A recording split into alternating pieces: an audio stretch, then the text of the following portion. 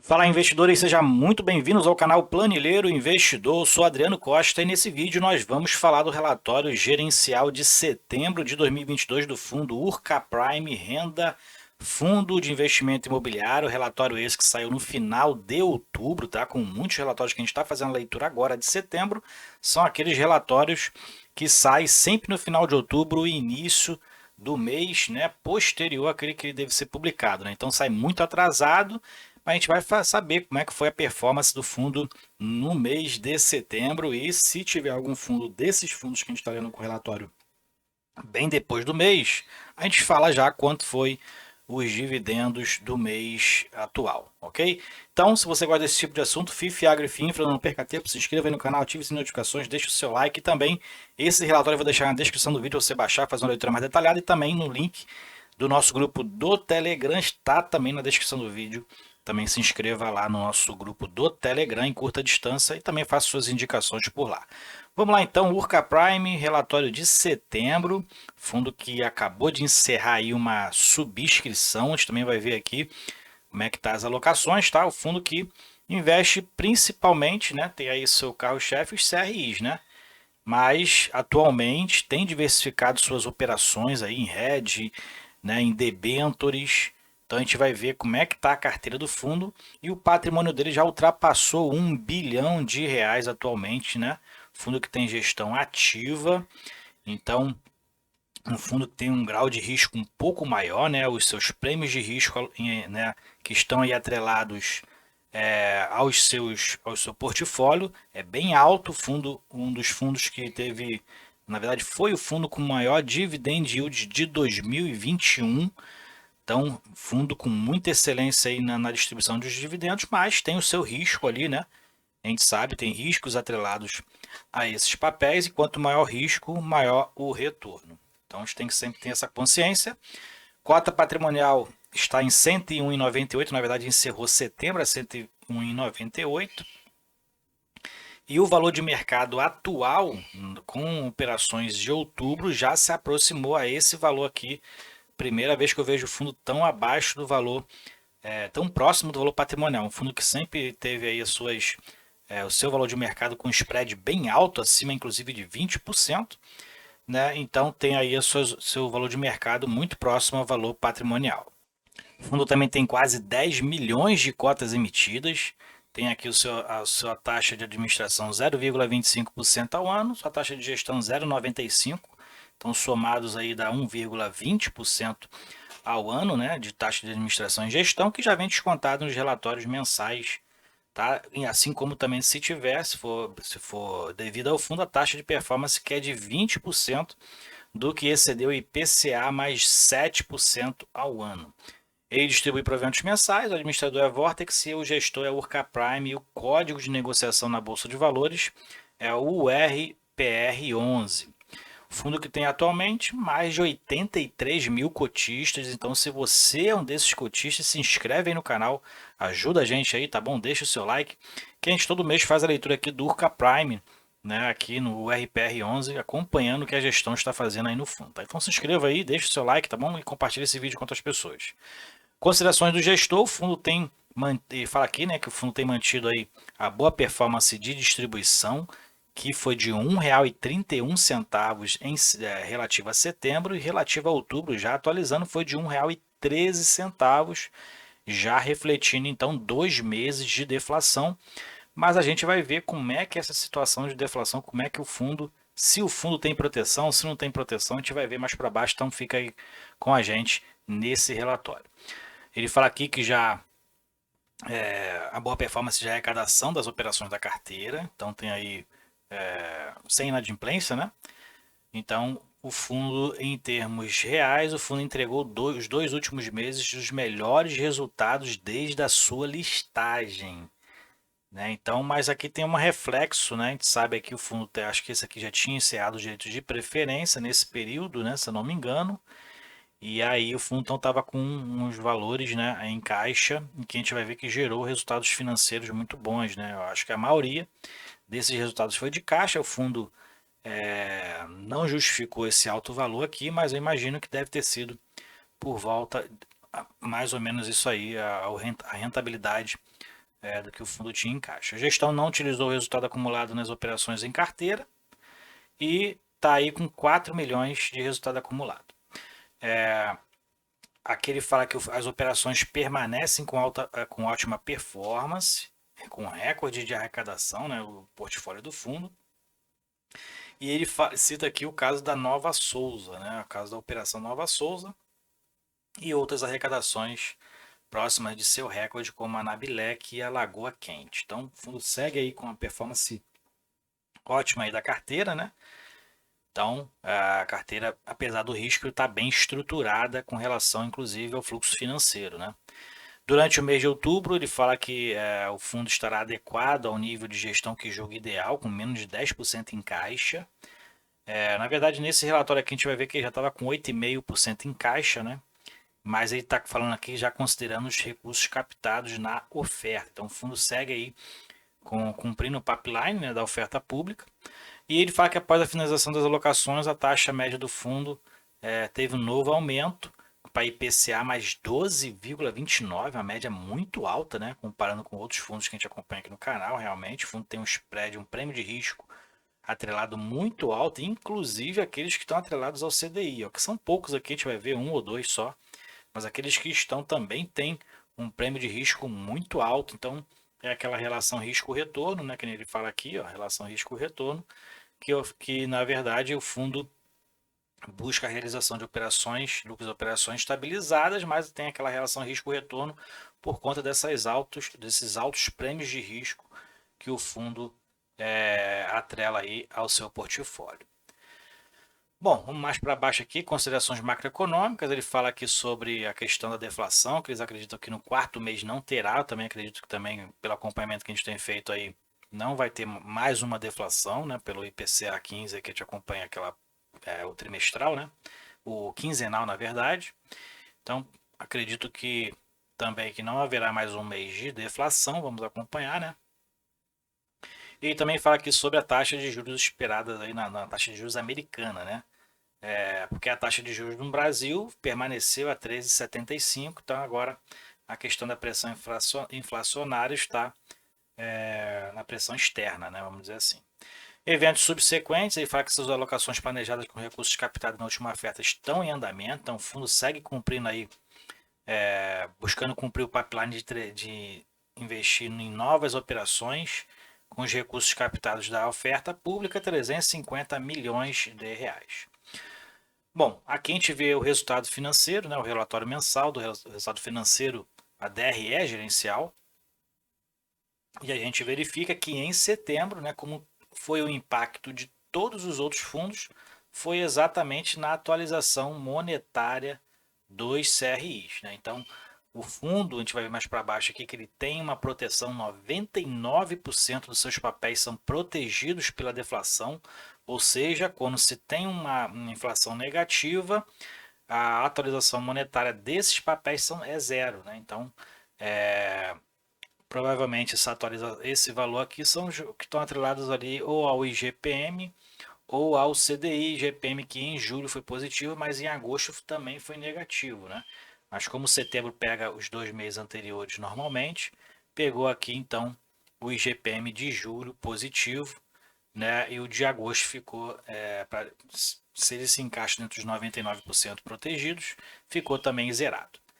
E o destaque aqui são as outras operações financeiras, que eu não vi o destaque aqui pelo fundo, né? O que vem a ser isso aqui exatamente, mas que foram muito altas, né, em relação aos meses anteriores.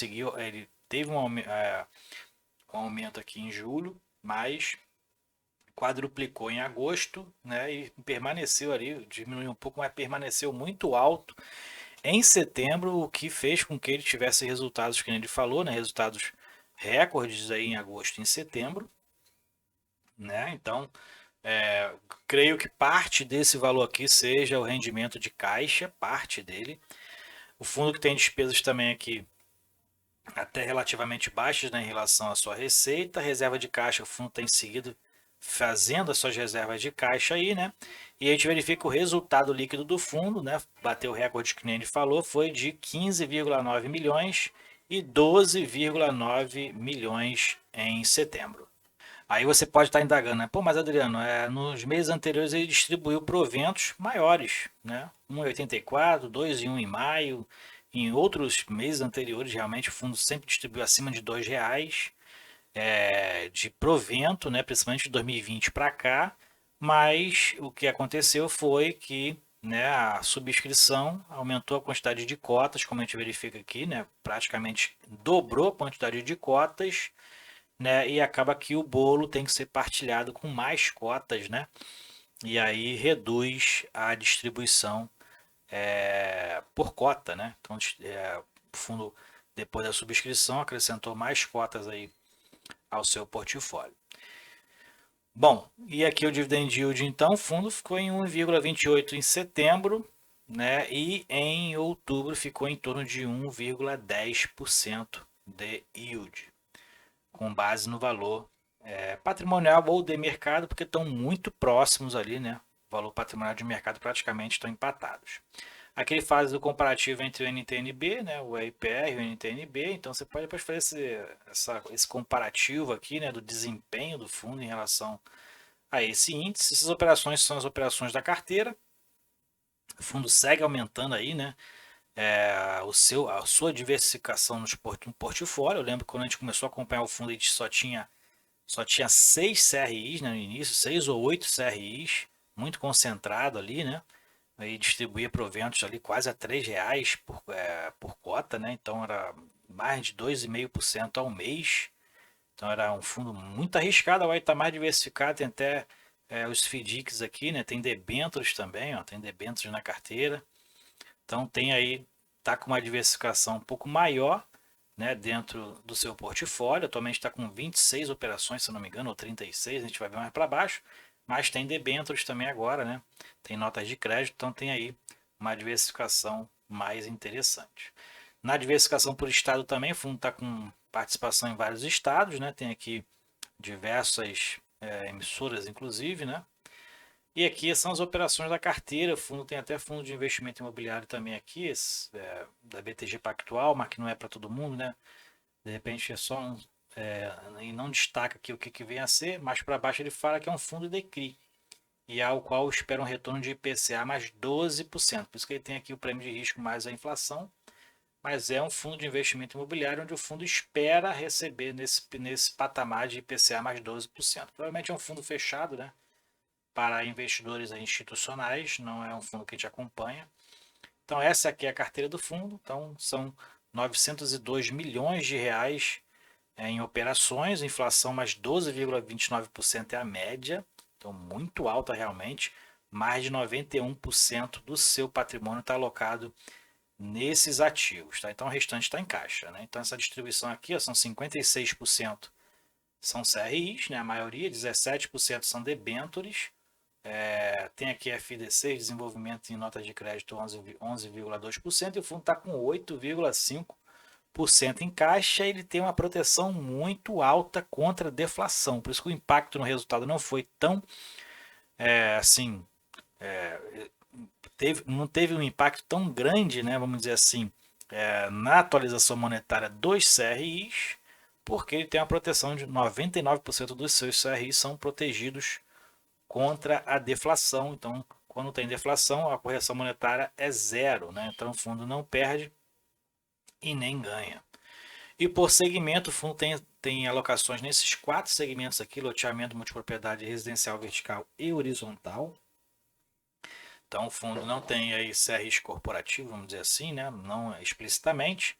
E a gente vê que um dos mitigadores de risco do fundo é em relação aos fluxos financeiros dos CRIs, né? Então, a gente verifica aqui que na preferência de distribuição do fluxo financeiro, o fundo tem mais de 80% dos seus ativos, né, dos seus CRIs, em classes única ou classe sênior, que tem essa preferência, né? Então, mezanino e subordinada tem em torno de 20%, é o que tem uma menor preferência na distribuição do fluxo financeiro do CRI.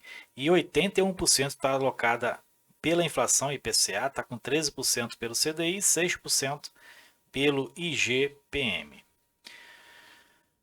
Bom, vamos seguindo então aqui. Aqui é o desempenho no mercado secundário.